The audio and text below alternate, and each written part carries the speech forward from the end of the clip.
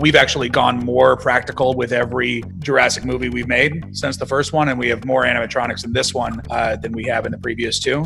And the thing that I found, just especially in working in the past couple of months, is that we finally reached a point where it's possible to digital extensions on animatronics will be able to match the texture and the level of fidelity that on film an animatronic is going to be able to bring, and you didn't used to be able to really mix them.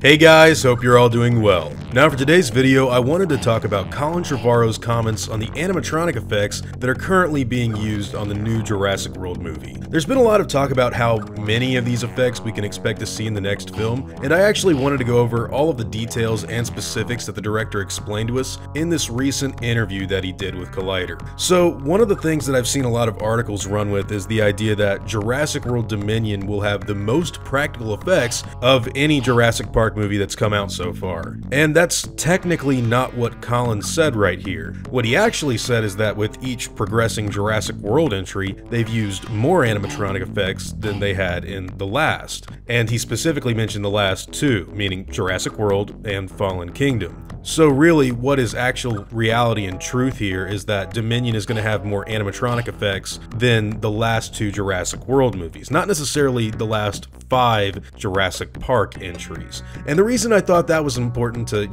establish and make sure that people understand is because the original trilogy of Jurassic Park films used a lot more animatronic effects, and a lot more animatronic effects in different ways to what we see in these newer movies. And another thing that Colin Trevorrow actually mentioned is the actual ways in which they're using these animatronic effects and blending them with CGI, which is something that they did a lot on in Jurassic World Fallen Kingdom. Now the reason they do this a lot in the newer movies is due to the fact that sometimes when you go back and look at some of the animatronic shots that you shot earlier during production, they don't always look 110% fluid and lifelike when actually put through the editing bay. That's why if you go back and look at something like the life-size Spinosaurus animatronic from Jurassic Park 3, you'll notice that a lot of people have made the complaints that it moves sort of like a theme park robot in some scenes, which could be down to how it was shot or lit, but a lot of it may just be the fact that that's kind of exactly what it is,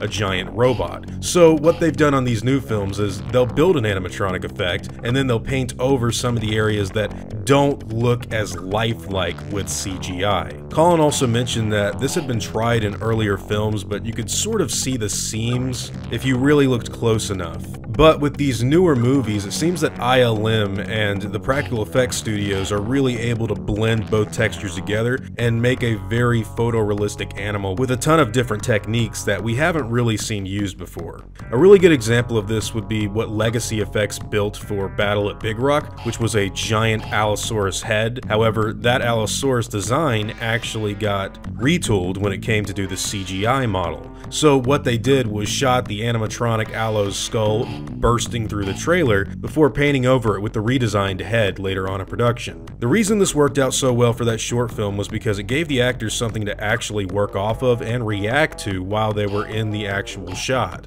Their eye lines were always focused on the Allosaurus whenever they were trying to save the baby or fight it off, and the actual destruction happening around the set was authentic to what ended up in the final cut of the film, CGI and all. Now possibly the most interesting thing that Colin Trevorrow said here, I actually didn't pick up on until listening to the Jurassic Park podcast, so big shout out to them because those guys do a lot of cool work when it actually comes to breaking down the stuff for fans. And Aaron Beyer, who has worked on Jurassic Park movies before in the past, he's worked on Jurassic Park, Jurassic World, and Jurassic World Fallen Kingdom all in 3D capacities. He actually mentioned that Colin Trevorrow talked about character extensions here, which is where you kind of blend the CGI and animatronic effects in a way that's extremely convincing to an audience through not a really normal application. And I myself don't really know how to explain this as well as he did, so I'll leave a link to their conversation in the description below. But essentially it would be something like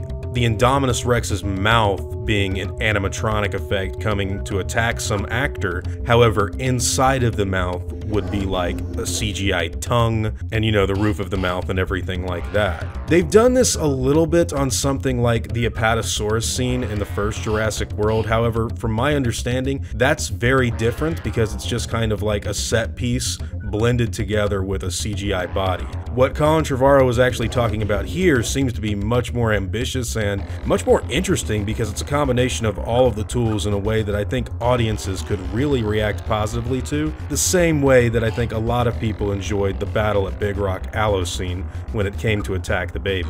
But anyways guys, bottom line, Jurassic World Dominion will use more animatronic effects than Jurassic World and Jurassic World Fallen Kingdom. That doesn't necessarily mean that there's going to be more than any of the first 3 Jurassic Park movies, but the way they're implementing these effects and bringing it into the actual 2020s is quite interesting in every regard that Colin explained right here. Personally, I think the blending of CGI and practical effects is the future of blockbuster filmmaking, or at least really good blockbuster filmmaking, so I'm really interested to see how they apply this stuff in the next Jurassic Park film. I'm a big fan of animatronic effects, but even in my favorite Jurassic Park movie, The Lost World, I have to admit that there are some scenes, for example, like when the T-Rex nudges the door off of Eddie Carr's vehicle, where you can see it just shake and look really, really unconvincing. So the fact that they can actually take a giant practical robot and perfect it with the CGI, it's very interesting to me, and I'm quite excited to see how this goes down. But anyways guys, what are all of your thoughts on the subject matter? What do you think about the animatronic effects that are being used in the Jurassic World films as a whole? And I'd also like to know what you think about Colin Trevorrow's comments on practical effects and the blending of them with CGI for this next film. Whatever your thoughts and opinions happen to be, I'd love to hear them in the comments down below. Now before I go, I'd like to thank all of my game wardens, as well as all of my InGen executives. I'd also like to thank all of my park workers and InGen hunters as well. Guys, it seriously means the world to me that you all continue to support what I do, and I never want you to ever forget that. Now, I'd like to thank you all for watching today's video, and hope that you all enjoyed the content. If you feel like I deserve it, I'd appreciate the like and hope that you'll consider subscribing if you're interested in hearing from me again. I'll see you all in the next video, guys, and as always, take it easy.